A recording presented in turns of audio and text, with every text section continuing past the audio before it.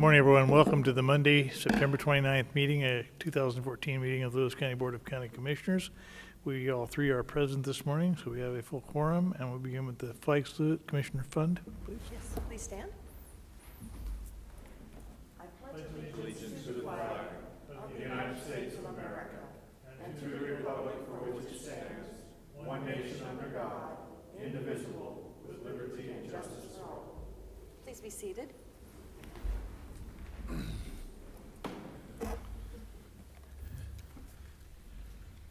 Mr. Chair, I move to approve the minutes of September 22nd, 2014. Second? Motion's made and seconded to approve the minutes of September 22nd. All in favor signify by saying aye. Aye. Aye. Opposed, nay. Motion carries. Public comment. Ron Averill.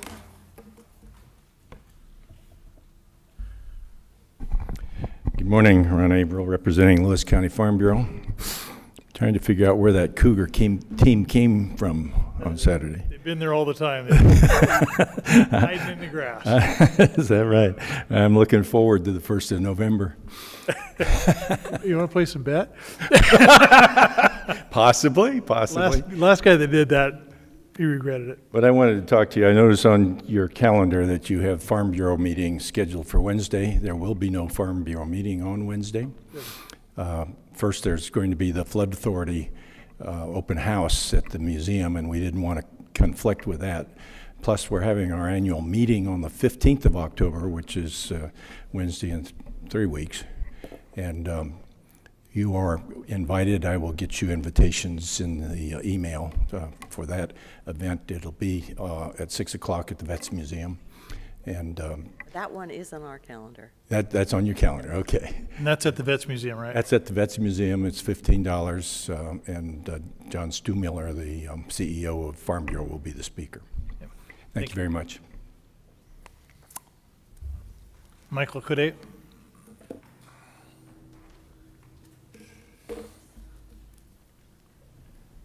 Mike Coudet, 78 Northeast Washington Avenue. Morning, Commissioners. Thank you for your work on behalf of the county. I've been attending the Commissioner meetings for about a month to ask questions and hopefully get some answers about the Dynamics GP software failure. I don't feel like I've been getting answers so far. So I was here last week and I asked if the problems with the state auditor reports of Lewis County were related to the Dynamics GP failure. And Commissioners questioned whether the state audit reports that I was reviewing were actually about Lewis County. So I printed those out and brought them along for copies for you all today. I believe these are all Lewis County audit problems. 6 of those are financial, 2 are administrative related to the Open Meetings Act. So that's 8 audit findings since 2007, and it does look like a pattern of problems being identified by the state auditor. On the Dynamics GP software, I know we paid out over $1.1 million in taxpayer funds on the transition, and I estimate that the internal costs were probably considerable as well. So we're probably looking at more than $2 million of taxpayer funds that were wasted on that project. So my questions regarding the Dynamics project are, what were the unforeseen problems that caused the Dynamics failure? Who was in charge of the Dynamics GP project? I believe it was Larry Grove, but just looking for confirmation on that at the auditor's office. What program are we now using since Dynamics has failed?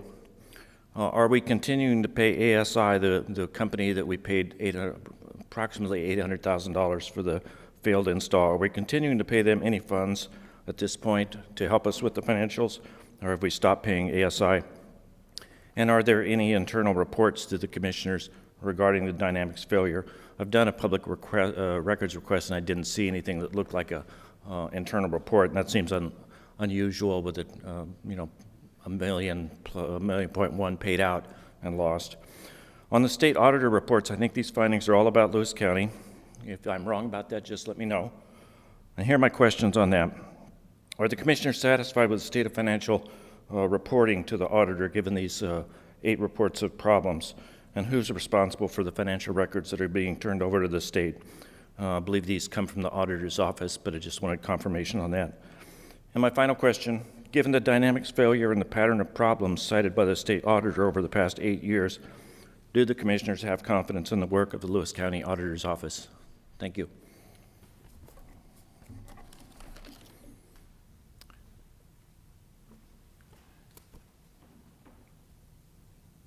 Mr. Code, if you'd like to set up an appointment with me, I will discuss some of these things with you. I don't want to do it right now at this time, but I would like you to set up a meeting with me and I can talk to you some of these things through. In the first place, I will comment that there was only, since I've been here, there has only been one finding that I remember from the auditor's office, and that was with regard to Open Public Meetings Act. The other things that they mention are not findings. They are simply recommendations from the state auditor. This one that you've got on the top here, which is the $47,000 with regard to the U.S. Department of Agriculture, that was a very difficult situation because the state auditor didn't even understand themselves what was going on with those funds. And so we finally had to educate them on what it was about, but they still wouldn't pay attention to it. So this is a non-issue. The rest of these were not all findings. They were mostly just recommendations from the state auditor, and they've all been corrected. These show up on the state auditor office as listed as findings. So I'll stick with that. Because most of them are not findings, they're mostly recommendations. Well, I'd leave it to the commissioners in the county to fix that with the state auditor, but they're listed as findings. It says findings and responses and question cost. It doesn't say that they're all findings. I direct your attention specifically to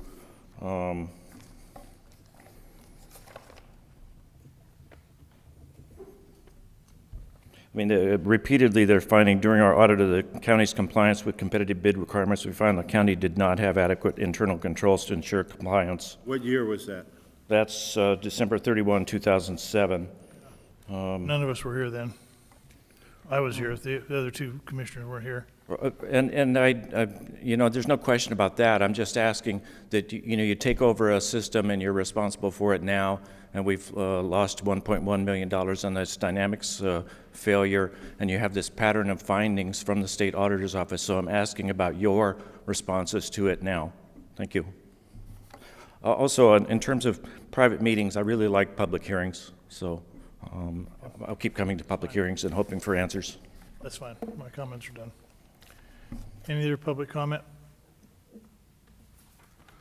Then I will entertain a motion. I move that we approve the consent agenda, items 1 through 2, 14-257 through 258. I second that. Motion made and seconded to approve the consent agenda. 2 items. The first is the warrants for payroll for payment by the county. This week, there were 328 regular warrants in the amount of $1,453,354.62. And there were 235 payroll warrants dated September 19th in the amount of $215,555. Michael, you want to do the number 2?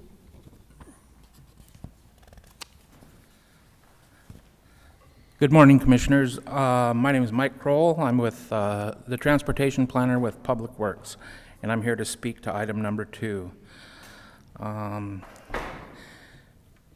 It's in the matter of initiating county road projects and assigning county road project numbers. Pursuant to RCW 36.75.050, the Board of County Commissioners shall by resolution and not otherwise order the survey, establishment, construction, alteration, or improvement of county roads and bridges. The county road engineer shall prepare all necessary maps, plans, and specifications, therefore showing the right-of-way widths, the alignments, gradients, and standards of construction. All county road projects for design and or construction in 2014 have been adopted as part of the 2014 annual construction program and the 2014 through 2019 6-year transportation improvement program. The signing of the attached resolution will establish official county road project numbers and authorize the preliminary engineering, right-of-way, and construction improvements for the Lincoln Creek Bridge number 31 replacement and for the North County Industrial Access Project, and it will also make them a part of the officially adopted annual road program in accordance with RCW 36.81.130. And the CRP numbers that are issued will follow the project throughout its project life. The format of the resolution is a resolution that was a format that was adopted by CRAB, which is the County Road Administration Board, and it is a Public Works recommendation that you approve this resolution to assign the CRP numbers for those two projects.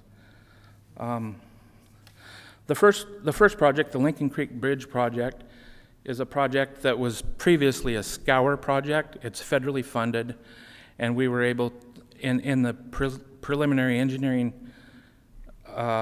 we found that we needed a new bridge, and we were able to get additional funding to cover that. So we need to switch it from a SCOUR project to a bridge project. And the second one is some .09 funds to determine an ingress and egress for North County industrial properties. Questions from the board?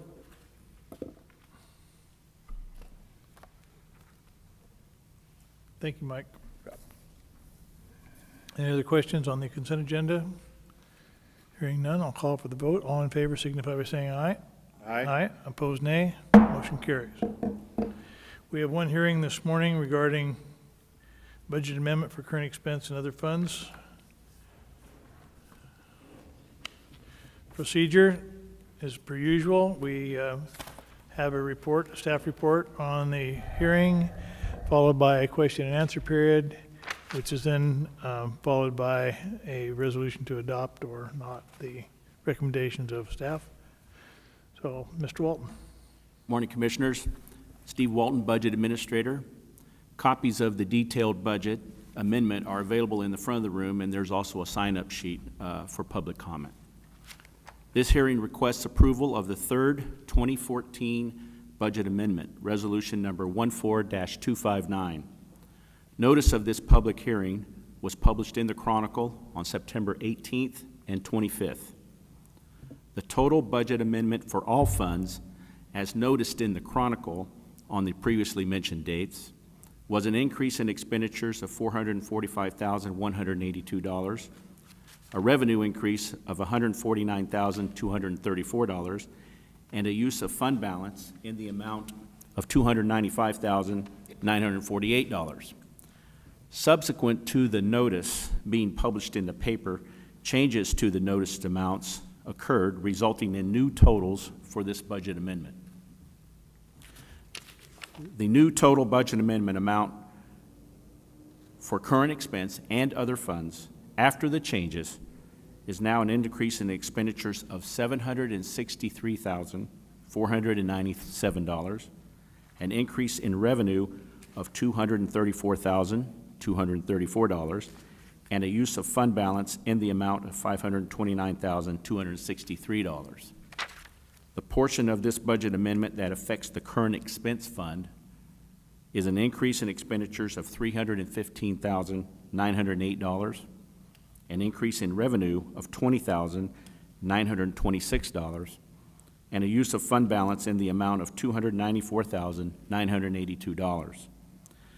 The amendment is broken down as follows: $165,000 in transfers, $110,000 intergovernmental contribution for distressed counties, $50,596 for sick leave and vacation payouts, $50,000 increase for unemployment claims, $100,000 increase in professional service costs associated with the Southwest Washington Fair, and finally, $287,901 for other services, supplies, salaries, benefits, and changes in grant contracts. Are there any questions? Questions from the board? Questions from the public? Hearing none, I'll close the question and answer period and open the hearing. Mike, or Steve, would you like your comments to be incorporated into the hearing? Yes, I would.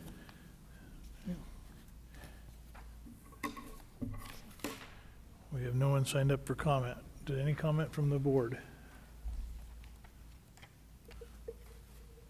Seeing no comment, I'll close the hearing and ask for a recommendation from the board. Mr. Chair, I move to approve the third 2014 budget amendment, resolution number 14, TAC 259. Second? And the motion made and seconded. The only comment I would have that when I first came here, we were having budget amendments up to 6, 7 times a year. It's refreshing that we've only had 3 this year, and it's relatively small when speaking to the overall budget, so appreciate that. Any other comment? Hearing none, I'll ask for the vote. All in favor of adopting Resolution 14-259, signify by saying aye. Aye. Aye. Opposed, nay. Motion carries.